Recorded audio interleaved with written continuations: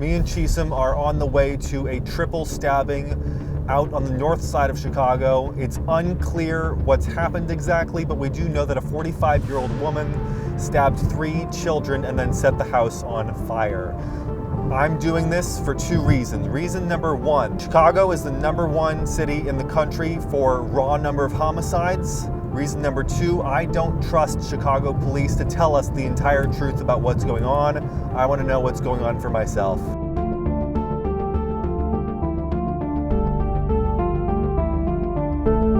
Let's go. I don't smell much smoke anymore. No, I don't smell it either. I think it ended at like 9:30 a.m. So here's what I see. I see broken glass. Yeah. I see police tape. I see something on the side of the building. Is that white? What is that? Yeah. I see neighbors, that's good. I don't see the FBI and the ATF. They're supposed to be in there. Okay, so here's what this is. A 45-year-old female offender used a knife to stab multiple victims inside the residence before setting the residence on fire. A 4-year-old male victim sustained a stab wound to the chest and was transported to Stroger Hospital where he was pronounced dead. A 10-year-old male victim sustained a stab wound to the right arm, was transported to Stroger Hospital in serious condition. A 13-year-old female victim sustained multiple stab wounds to the face, chest, and back. She was transported to Stroger Hospital in critical condition.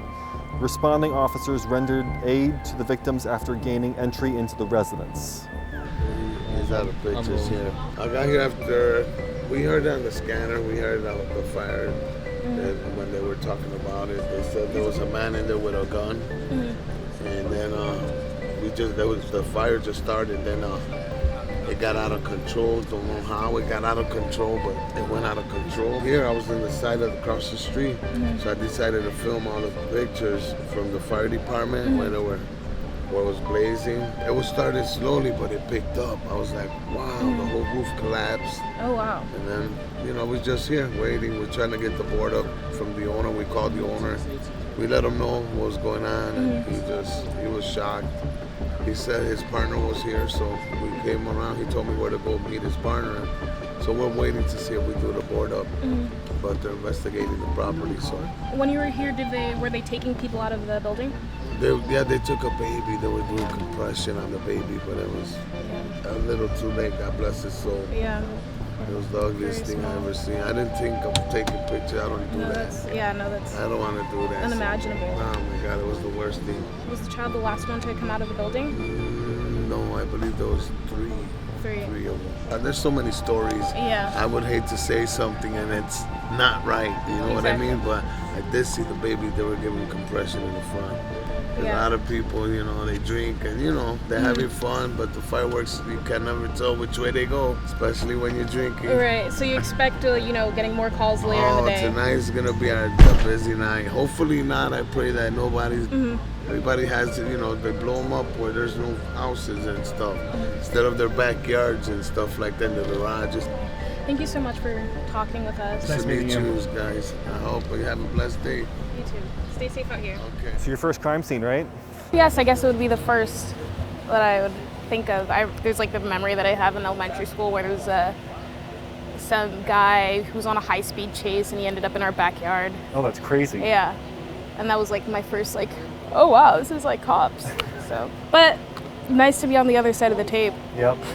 So Chisholm, what did you think of that scene? It's just really a heart-wrenching scene. I think that especially that it was a domestic dispute was the reason why people were a little bit less amenable to talking with us, especially with the age of the children in the situation. It's just like a heartbreaking scenario all around. It was pretty bad. It's been a while since we've seen something that bad, and it was the one that was dead was a 4-year-old, which is just it's just insane. God, what kind of person wakes up and says I want to stab a 4-year-old today? Yeah, and at least from what Edgar was talking about, that the fire went up pretty quickly. Wow. So it makes me wonder what the accelerant? Yeah, what the accelerant was, how the fire actually started, and if that was the plan, just the motivations, obviously the motivations behind the killing, but also was the fire to destroy evidence, or was it kind of a last ditch effort once the first responders arrived? Yeah. Did he say anything about when the fire started? I was looking at the timestamps on the pictures that he had. They were like around noon. So it was after, but he also said that by the time he arrived, the woman was already taken into custody, and he saw the children, the youngest. They were doing compressions on them. So I imagine that it all happened like very rapidly. Yeah. All right, we're gonna go back to base and we're gonna look at the photos you shot. Okay, so we're back at base and we want to look at the 3 photos that Chisholm took at the scene. Let's take a look at these. This first one is a very nice wide shot of the firefighters walking away. I love this shot. Second one is the house. I like this shot too because you can see the broken windows. You can see where the firefighters ventilated everything. And it's got a news camera in it too, which I also love. And this one's a bit tighter. I think I like the other 2 better, but this one's still good. See you guys at the next scene. We're on our way to a shooting on the west side of Chicago. The person that was shot is likely to die. We're hoping that doesn't happen. Gotta get to the scene fast before they clean it up. All right, let's go. You got some good stuff? Yeah. So here's what we know. 31-year-old male, critical, shot to the neck, likely condition. That means he's likely to die. No arrests, investigation ongoing. Can you zoom in and look at that white shirt's lapel? Not the sergeant, but the one with the hat on.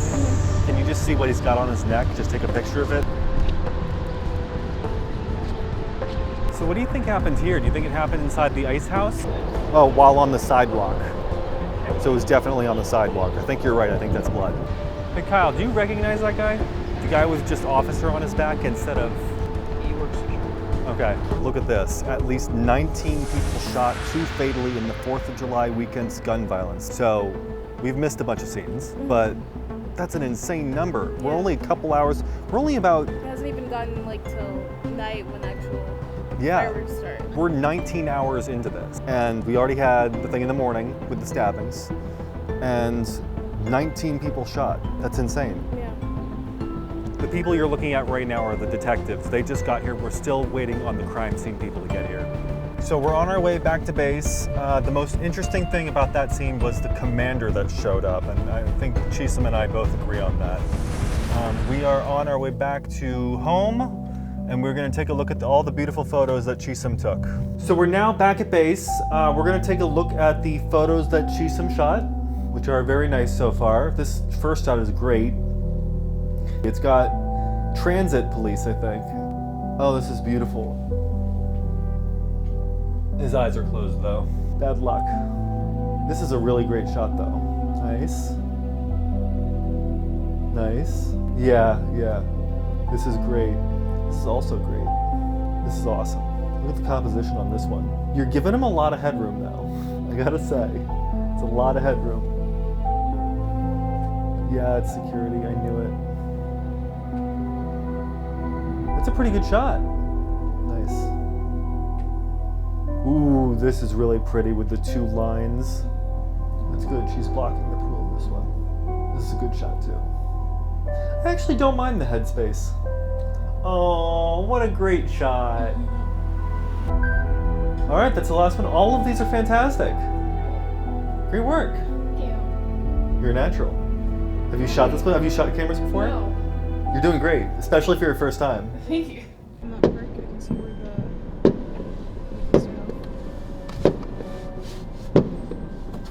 Let's go check that out. So many fingers gone.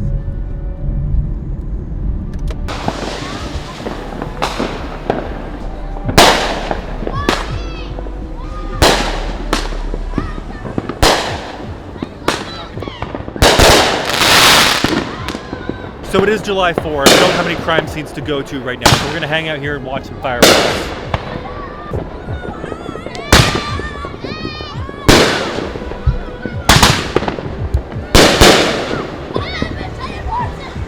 So we just left the fireworks in the park, and now as we're driving home, we're seeing fireworks from the car and even sometimes against the Chicago skyline. It's beautiful. Gotta love July 4th.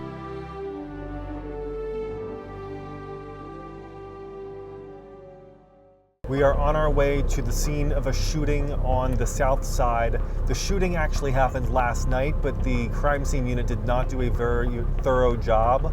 So now that this shooting has turned into more than a shooting, it's turned into a homicide, they're back at the scene to do a more thorough job.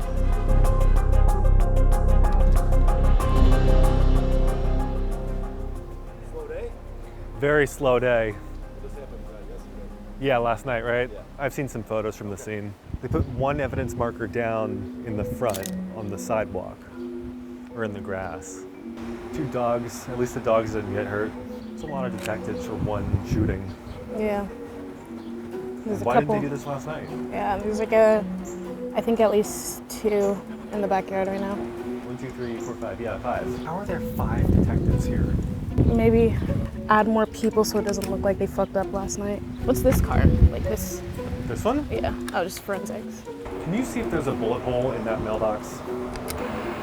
Doesn't look like it. At least not from I this saw the angle. photograph, but I just didn't know what it was. Yeah. Patrick, Yeah, you good enough? I think so. Okay, let's go. So Chisholm, I think it's a really good thing we came to this scene because it's so unique. Yeah. I have never seen 5 detectives in one place. Mm-hmm. And I've never seen them reopen a scene after it's been contaminated by probably 1 million people. It's interesting. I know in that one of the shooting reports that they were talking about from yesterday was they were talking about backyard shootings, and this one was a backyard shooting. So I'm wondering if what was the reason for opening that back up, especially so late in the day. Yeah, it's crazy. I mean, I think it's connected to it being a homicide, but again, that's only one possible reason. I'm sure it might be something completely different that we haven't thought of. Yeah, but I mean, how many homicides have you seen where they have 5 detectives? Yeah, exactly. We're on our way to a stabbing. It's still unconfirmed, but we understand from Twitter that the person was stabbed in the neck. We don't know if it's a real scene yet, but we're gonna go and we're gonna find out. Let's go across the street to start with. So obviously someone's pretty irate. We gotta get out of here.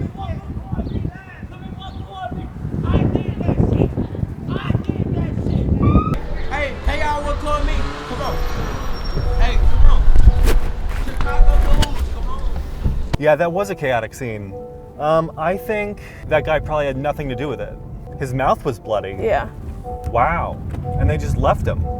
Yeah, he was saying, like, I did that shit. I think EMS, obviously, like, they took a guy who got stabbed in the neck, probably, but he's probably the one who did the stabbing, but I'm guessing the guy who got taken away probably started it. So I mean, that's the only explanation I could come up with as to why he's not in custody. That's just so strange. I can't imagine them just letting somebody who stabbed someone else go on his own word, like on his own recognizance. Must have been, like, he was with that other guy who was telling him to calm down and get back in the car.